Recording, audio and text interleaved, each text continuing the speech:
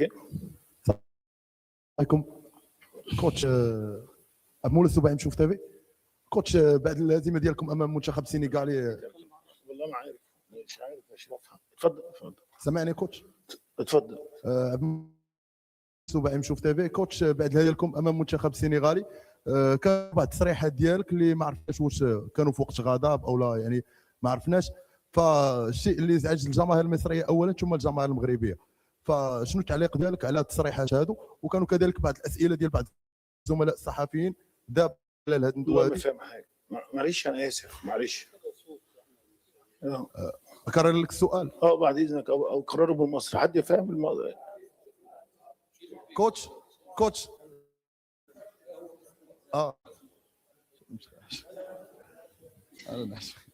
كوتش كابتن، بعد الهزيمه امام المنتخب السنغالي، بعد الهزيمه امام المنتخب السنغالي كانوا بعض من التصريحات ديالك التي ازعجت الجماهير المصريه والجماهير المغربيه كذلك. اوكي. كونك خلقتي اعذار هي خارجه على نطاق اللعبه انها هي سبب الهزيمه، فشنو التعليق ديالك حول هذه التصريحات؟ شكرا. الحمد لله، وان شاء الله منتخب مصر في الفتره اللي جايه، وكويس ان احنا وصلنا للسيمي فاينال ان شاء الله واللي جايه.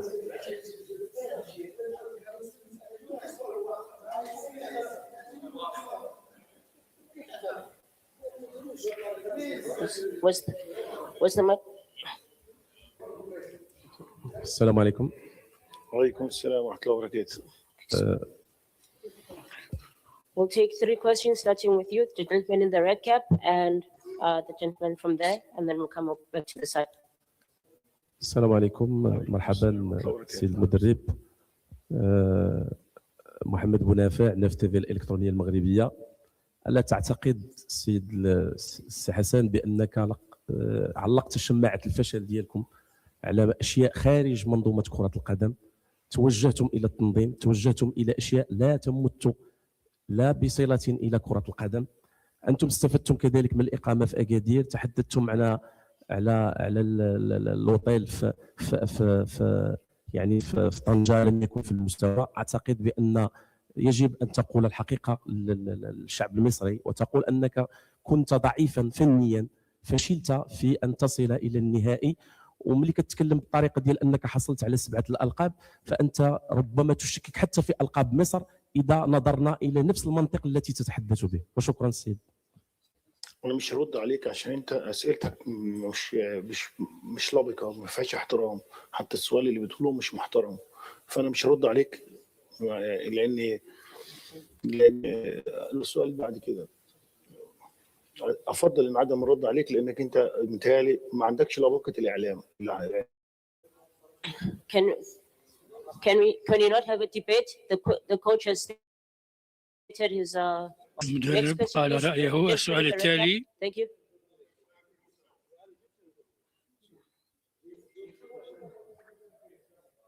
Let's go, gentlemen, to red cap. Thank you.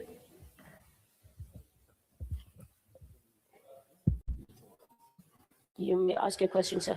كوتش صباح الخير. صباح الخير. خليل ابو خليل، موقع لو 360.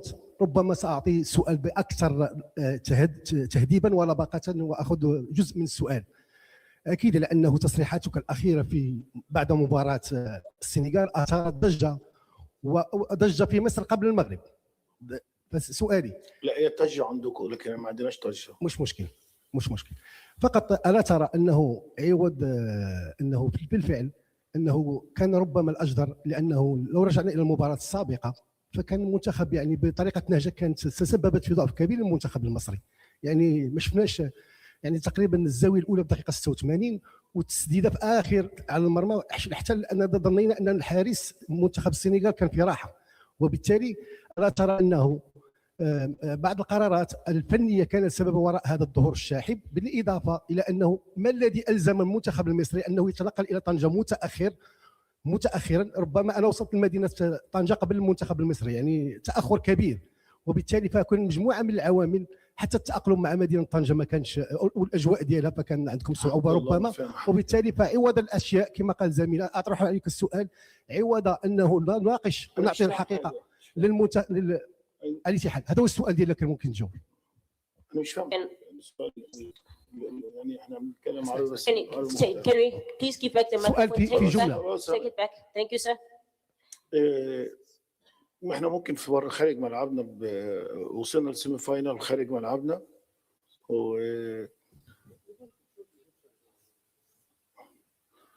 يعني احنا خارج ملعبنا ووصلنا السيمي فاينال ومنتخب كبير زي الحمد لله يعني المنتخب اللي انا بحترمه منتخب المغرب وصل بضربات الجزاء فاينال في ملعبه في وسط 100,000 متفرج. ف يعني احنا خرجنا بهدف بشوط تسديده من بره ال 18. فبطبيعه كره القدم كده يعني احنا عندنا اللعيبه ادت اللي عليها لاخر لحظه والهدف جه في اخر 10 دقائق. فزائد ان انا زي ما قلت اللعيبه عندنا كان في اجهاد بدني صعب واحنا في نفس الوقت انا راضي يعني انا خارج ملعبي والجمهور بتاعي مش متواجد بشكل قليل جدا. فمع ذلك احنا وصلنا للسيمي فاينال. فانت لما ان شاء الله تلعب البطوله في مصر او يعني ممكن نكسب بشكل اكبر من كده ان شاء الله. وزي ما انا بقول لك صاحب الارض وصل بضربات الجزاء يعني. فدي حاجه الماتشات مش سهله والكره مش سهله. والدليل زي ما بقول لك ان اللي وصل فاينل نيجيريا اللي احنا لعبها بكره خرجت بضربات الجزاء والمنتخب المغربي وصل بضربات الجزاء يعني. فالموضوع مش سهل يعني. واحنا كنا بنلعب فريق السنغال برضه عنده طموح وادينا بشكل كويس يعني الحمد لله. وانا راضي عن مجمل البطوله. كون ان احنا نوصل في السيمي فاينال دي حاجه مش وحشه. دي اقل حاجه لمنتخب مصر.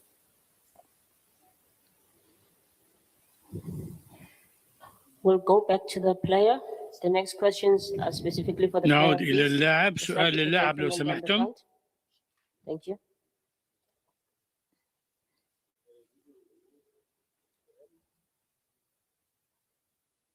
May I also ask that please let's try and keep the questions short. Thank you. لتكون الأسئلة قصيرة لو سمحتم. جودة أبو النور، جريدة الأهرام. اهلا بيك. مرحبا كابتن حسام، مرحبا تريزيجيه. الحقيقة يعني الشارع المصري راضي عما فعلت. أنت قدمت مباريات قوية من زيمبابوي، تأخر ثم عودة ثم فوز، ثم الفوز على جنوب أفريقيا ب10 لاعبين، ثم إشراك حوالي 26 لاعب في دور المجموعات، ثم إخراج حامل اللقب كوت ديفوار. مباراة صعبة أمام بنين. الحقيقة أنا عايز أقول يعني إن إحنا والمغاربة حبايب جدا في كل حاجة. وأنا عارف إنك أنت كان صعبان عليك من يعني الجمهور المغربي يساند منتخب مصر، لكن عايز أقول لك الشارع غير جمهور الكورة. جمهور الكورة بيبقى يعني ليه اختياراته، فده لا يعمم على الشعب المغربي اللي إحنا بنحبه على كل المستويات وعلى مستوى الإعلام كمان يعني، وكلهم أصدقائنا وحبايبنا. لكن أنا يعني هسألك على حاجة. المباراة اللي جاية احنا بننتظر فيها الفوز وتحقيق يعني مركز ثالث. أنا أعتقد من الثمانينات احنا يعني مركز عمرنا ما فكرنا فيه. لكن هل المنتخب هيشهد تغيرات في سواء على التشكيل على يعني سمعنا على بعض المراكز حراسة المرمى. تريزيجيه برضه سؤال ليك، يعني كان في توتر بينكم في المباراة أمام السنغال، كان ايه سببه؟ يعني كان في شد وجذب. شكرا. احنا لم نتطرق لاي حاجه من التشجيع حد. احنا مش مستنيين حد يشجعنا وما يشجعناش. احنا عموما كنا مركزين في البطوله واخدين على ان احنا نلعب تحت ضغوط. فمفيش مشاكل خالص. احنا بنتكلم على المباراه ان شاء الله الاستعداد لينا او المباراه اللي غدا ان احنا ان شاء الله بنحاول نحقق الفوز ونحقق المركز الثالث. ودي حاجه تعتبر زي ما انا قلت نتيجه تهمنا وزائد استعداد جيد للمرحله اللي جايه. زائد ان مجموعه اللعيبه اللي ما عدا محمد حمدي ربنا يشفيه كل اللعيبه جاهزه. وانا عندي ثقه في كل اللعيبه ان القصيره اللي كانت بيننا وبين الماتشات اثرت بشكل ما في المباراه الاخيره. ولكن انا راضي على كل ادائنا في البطوله. واعتقد ان الجماهير المصريه على قد ما هي يعني زعلت على المباراه الاخيره، لكن هي سعيده ان عندهم منتخب قوي. ادينا بشكل لعبنا بشكل مميز في بعض الفترات في الماتشات. طبيعه الحال الماتشات كلها ما تمشيش برتم واحد، واكيد بتلعب الخصوم اللي او المنافسين اللي قدامك عندهم امكانيات برضو كبيره، فطبيعي ان يبقى انت بتتسيد وتتفوق في اوقات، واوقات تانية بتبقى الفريق الاخر بيتفوق. فمجمل الماتشات اللي لعبناها لحد ما وصلنا السيمي فاينال انا راضي عن اداء لعيبتي والبطوله، وان شاء الله المباراه بتاعت غدا ان شاء الله نستفاد بيها من الناحيه المعنويه، ان احنا ان شاء الله نحقق الفوز، وفي نفس الوقت التحضير برضو مباراه مهمه كنا ممكن نشتغل فيها لو احنا بنستعد لكاس العالم.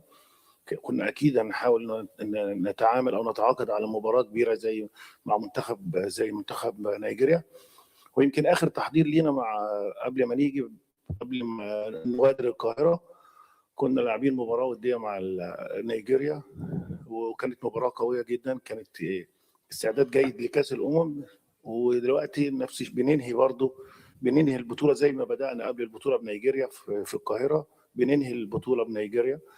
واعتقد ان منتخب نيجيريا كل الاحترام والتقدير ليه، ووصل برضه للابعد مدى زينا، كان قريب من ان هو ممكن يبقى في الفاينل زي ما احنا ممكن نبقى في الفاينل، لكن قدر الله ما شاء فعل. لكن انا راضي كل رضا عن البطوله، وان شاء الله نقاتل في المباراه بتاعت غدا، لان احنا منتخب مصر دايما يلعب على الفوز ويلعب على المراكز المتقدمه.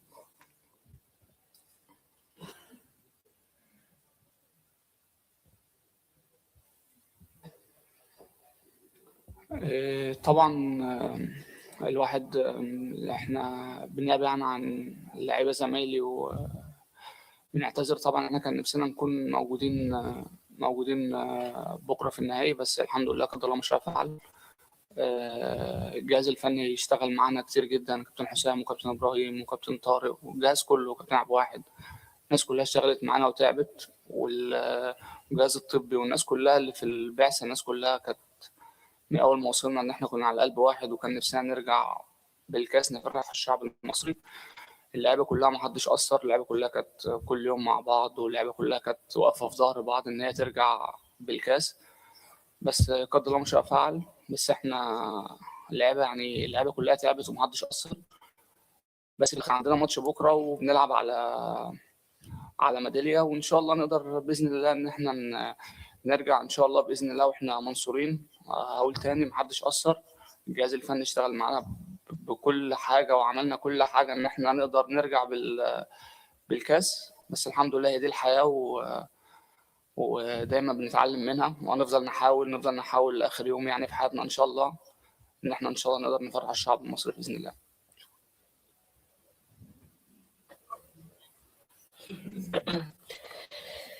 Thank you. We'll now open for questions from the floor. Please identify yourself أسئلة as well as the من media company you الإعلاميين، present. عرفوا بأنفسكم ثم اطرحوا السؤال. أستاذ حسام حسن، أحمد عديلة، راديو موزايك FM تونس. مرحبا بك، حظ سعيد إن شاء الله في المباراة الترتيبية. أستاذ حسام، حبيت نرجع معك، نعرف اللي أنت تتقبل برشا فير بلاي برشا.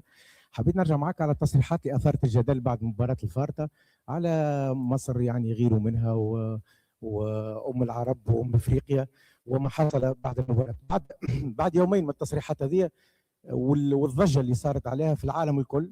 كيفاش تفسر الشيء، وهل معناها يمكن تفسر لنا شنو تقصد بالضبط؟ شكرا كابتن. اهلا بحضرتك.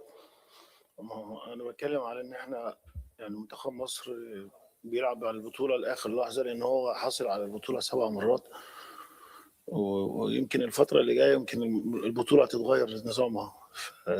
يعني انا اقصد ان كل البطوله بعد كده تبقى 4 سنين، فاحنا الحمد لله عندنا رصيد كويس، وان شاء الله نزوده في الفتره اللي جايه من 7 ل 8، ونتمنى التوفيق للجميع، وان شاء الله بالتحديد ان شاء الله مصر في الفترات اللي جايه. واحنا بنتكلم على ان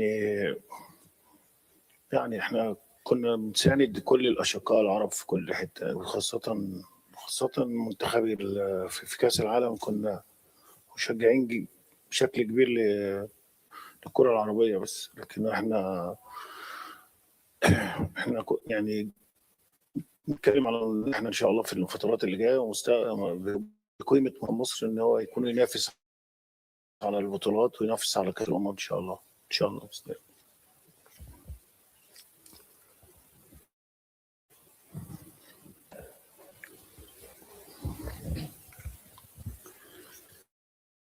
هاني عبد الصبور، القاهرة 24. كابتن حسام، واحنا خلاص يعني بننهي مشوارنا كمنتخب مصر في البطولة الإفريقية، وبعد مشوار حضرتك التدريبي مع منتخبنا الوطني، عايزين نعرف من حضرتك. مش سامع معلش. كنا عايزين نعرف من حضرتك بعد المسيرة اللي عملتها مع منتخب مصر كمدرب والاطلاع أكثر على الكرة الإفريقية، بقالنا سنوات كتيرة صراحة مش قادرين نفوز باللقب، ايه بقى اللي حضرتك لمسته او ينقصنا كمنتخب مصر عشان نرجع تاني لمنصات التتويج؟ يعني عايز اقول يمكن مش غريبة، يمكن انتوا طبعا عندكم كل الناس اللي موجودة الاعلام عارفين عاملين سيرش على كل القيمة التسويقية لكل فريق والعدد المحترفين في كل منتخب. يعني اللي اتعمل ده من منتخب مصر في الفترة خاصة في النسخة دي في حاجة بشكر اللعيبة عليها، لأن بالتالي أقل عدد محترفين في البطولة هو منتخب مصر. ومع ذلك تخيل بقى لو في عدد من اللعيبة المصريين احترفوا في الخارج، الأمور هتبقى كمان هيبقى في قوة كبيرة. يعني بالتحديد محمد صلاح وعمر مرموش ومصطفى محمد في الدوري الفرنسي، يعني تخيل لو العدد زاد الامور هتبقى كمان الخبرات والعمل البدني والقوه بتختلف من المميزات اللي اللعيب الافريقي بيطلع يلعب في اوروبا بتبقى تنعكس على منتخبنا. فاحنا اللي احنا اشتغلناه ده باقل مجهود من الاحتراف، اقل عدد من المحترفين، لكن في نفس الوقت يمكن احنا كان انديه مصريه متفوقه في البطولات الافريقيه، الكونفدراليه والشامبيونز ليج وكاس العالم للانديه، وفي دي من ضمن الحاجات اللي هي برضو زادت خبرات للعيبه اللي موجوده في المحليين زي الانديه الاهلي والزمالك والبيراميدز واخيرا النادي المصري. بتختلف برضو الخبرات باختلاف الوجود الخارجي في لما اللعيب يطلع بره اكتر، لكن كل منتخب زي ما انت شايف المنتخبات الافريقيه كلها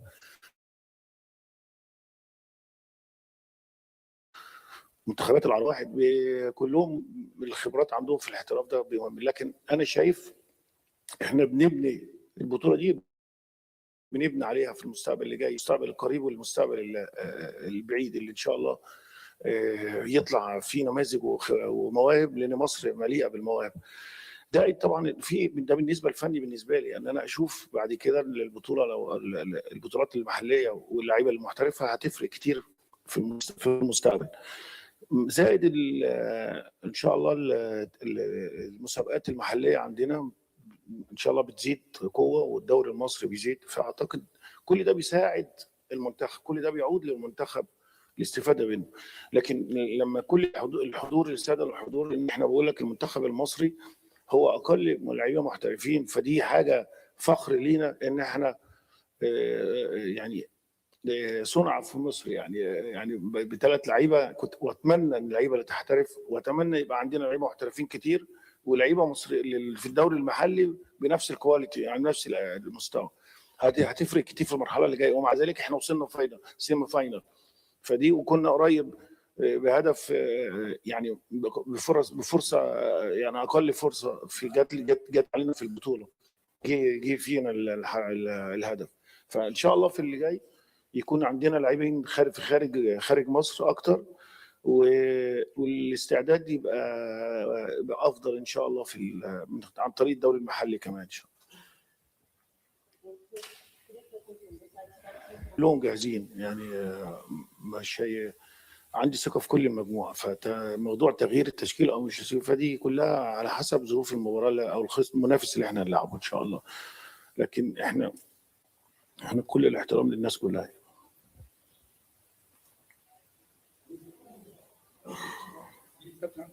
بقول لك عن مباراة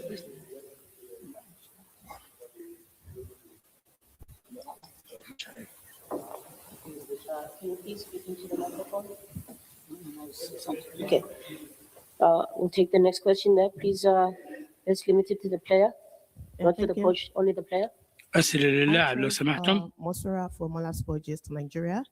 You've had a luxurious career, especially with Al Ahly. Knowing that this could be your last AFCON. ربما تكون هذه آخر نسخة من كأس أفريقيا تشارك فيها. ما شعورك لعدم فوزك باللقب؟ أكيد طبعا احنا عشان العرب كتير هنا. أكيد طبعا احنا لاعب منتخب كبير، منتخب نيجيريا. طبعا كلنا شفنا مستواهم في البطولة وقد ايه هم فريق كبير وبيمتلك لعيبة كبيرة. واحنا تركيزنا كله بكرة على ان احنا لازم نفوز زي ما جينا من اول يوم. احنا خسرنا ماتش واحد بس امبارح اللي هو الماتش بتاع السنغال اول امبارح، فخلاص تركيزنا بكره ان شاء الله احنا نكسب باذن الله. وان شاء الله يعني اكيد تعبنا ده اكيد ان شاء الله ربنا يشفينا في بطوله تانية، وان شاء الله بكره باذن الله نقدر نفرح الشعب المصري والناس اللي بتحبنا ان شاء الله ان احنا نرجع بميداليه ان شاء الله.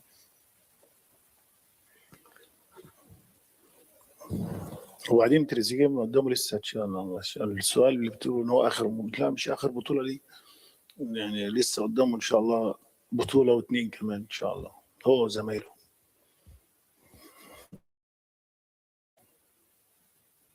السلام عليكم. That question there, please. Microphone. Can you have the question to CAF Media? Raise your hand, please. No. Mark. Thank you. No. The hand behind you. Thank you.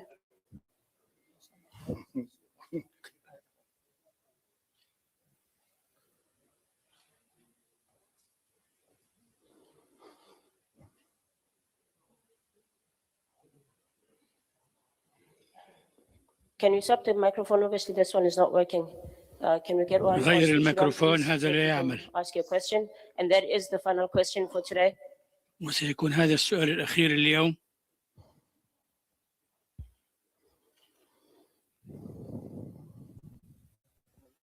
Morning, coach. Franck Simon, CAF TV. الخير. Stated that you're using this competition and this في last هذه البطولة وهذه المباراة للإعداد لنهائيات كأس العالم القادمة.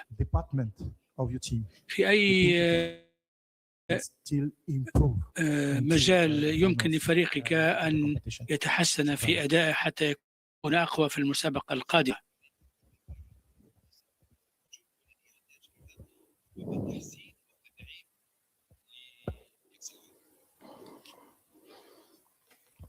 يعني كل فريق كل منتخب واي فرقه في العالم بتبقى ليها ايجابيات وسلبيات، فبنشتغل على الايجابيات ونزودها، والسلبيات بتاعتنا بنحاول ان احنا ان شاء الله نتداركها. لكن هو الشكل الفرقه يعني بنبني على ما بدأناه هنا في البطوله ان شاء الله، وندعم الايجابيات بتاعتنا ان شاء الله في كاس العالم ان شاء الله، ويبقى في اداء ان شاء الله بشكل اقوى من كل النواحي هجوميا ودفاعيا، لان ما بتتجزأش اي فريق، لازم يجتهد ولازم يجيد دفاعيا وهجوميا. بس طبعا كل مباراه كل منافس بيبقى ليه طريقه لعب معينه. Thank you. That brings us to the conclusion of نصل إلى نهاية هذا المؤتمر الصحفي مع منتخب مصر. شكرا للمدرب واللاعبين. Ladies and gentlemen of the media, welcome to مرحبا بكم press conference في هذا المؤتمر الصحفي مع منتخب مصر. المدرب حسن محمد حسن وكذلك محمد حسن تريزيجيه اللاعب. ضعوا سماعاتكم للاستماع إلى ترجمة. First and foremost, congratulations to the team تهانينا for having made it this far to the final. أولا Great competition. Great competition for you لوصولكم guys. إلى Coach, هذا perhaps, هذه special المرحلة. question for you and both the player. If you can just give us إذا أمكنكم أن تقدموا لنا just summary of your feeling in the شعوركم playoff and your prospects. لخوض مباراة المركز الثالث. Thank you for you. صباح الخير. طبعا تحياتي للجميع. يعني استعدادنا طبعا زي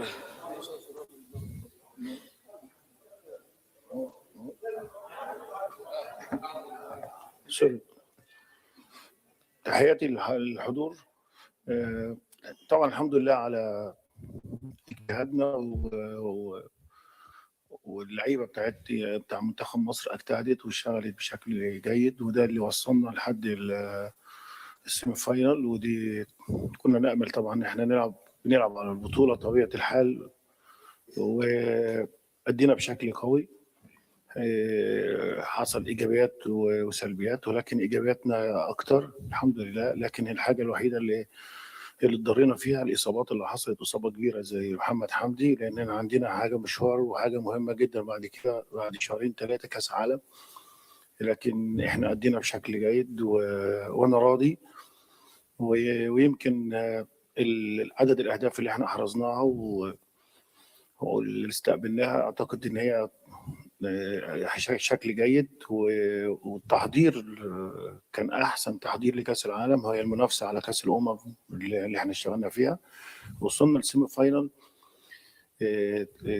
حاجه كويسه، تحضير لكاس العالم. واشتغلنا وجربنا اكتر من طريقه، والحمد لله يمكن كنا قريبين ان احنا نلعب فاينال. لكن كره القدم هي كده، وفي نفس الوقت اللعيبه عندي